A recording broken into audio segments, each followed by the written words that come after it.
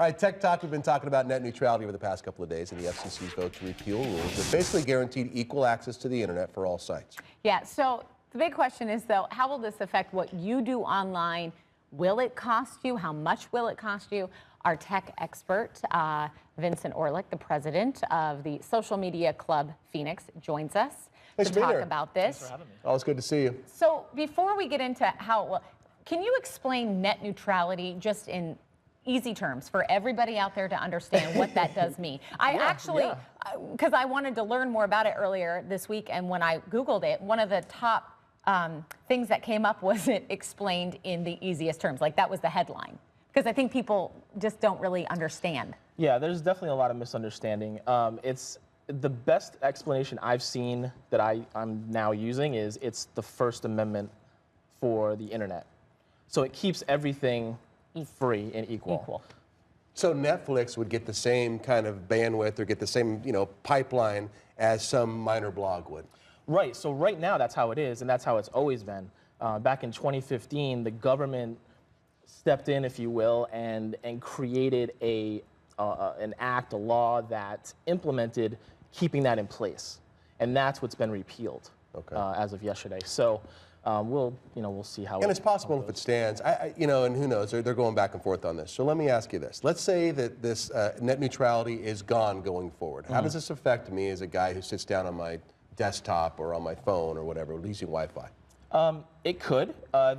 We'll see, because there's a lot of potential and a lot of talk right now, a lot of kind of apocalyptic, oh my God, I'm gonna lose access, and yes, there's that potential. I would hesitate to go crazy and really panic quite yet until we see what happens. As we saw, Cox came out with their statement that they're going to continue essentially with how they do things, the status quo on data usage.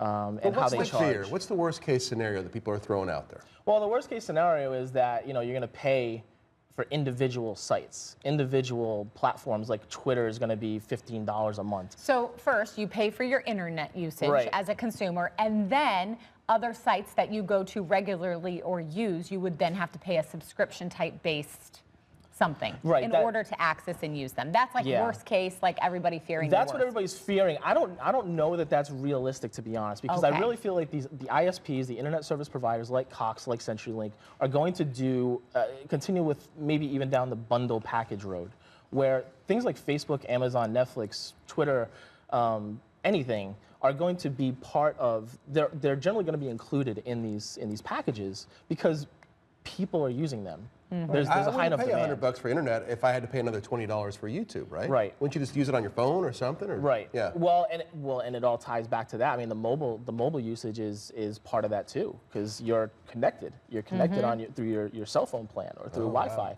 at your house you're using your Wi-Fi router. It's your internet. So yeah, I mean, that's why there's a lot of this kind of panic right now. It's totally understandable because it's just an unknown. We don't know what's going to happen, but it's good to see companies like Netflix coming out and saying we're not going to charge extra.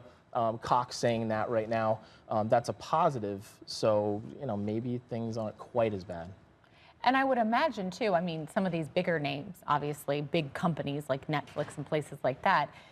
If it ever got to that point, okay, fine. But it's like the little guy, too. Right. If you're running an online business or you're running a website and that's your source of income, like, you could never compete with that. Right. So, and that's where the real scare is for, my business. If I have a website, am I going to be able to get on these packages and allow the same number of people that can go on Netflix or Facebook or Amazon to go onto my site and view what I have to sell or offer? You think it's going to stand? The striking down of net neutrality? I don't know. It's gone so back and forth over the last, even just this year. Earlier, when it didn't happen. There's still another effort within Congress that can knock it down, where majority vote in the House and Senate can repeal the repeal. And we just saw a lawsuit from attorneys general from a bunch of different states too, who are fighting it as well. Yeah, so like still 20 states or something. It is. It's not definite by any means, even at this point. Well, thanks for coming in. Thanks for having me. Turn it up a little bit. Thank you. Thanks. We're not neutral on you. We're positive you. We're pro you. I appreciate that. Always.